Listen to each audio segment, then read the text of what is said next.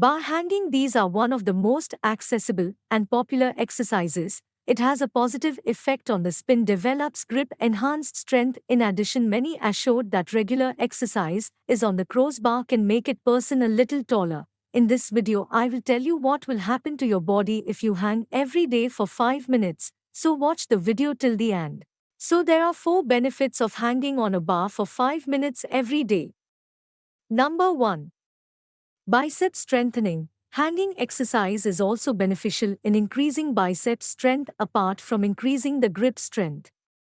It also strengthens the stabilizing muscles of the upper back. Number 2.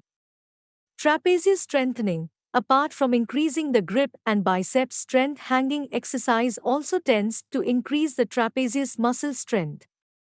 If you perform a straight arm hang and shrug the shoulders to target the trapezius muscles. So for your knowledge, I wanted to tell you about the trapezius muscles. So the trapezius muscle is a large, triangular, paired muscle located on the posterior aspect of the neck and thorax. When viewed together, this pair forms a diamond or trapezoid shape, hence its name.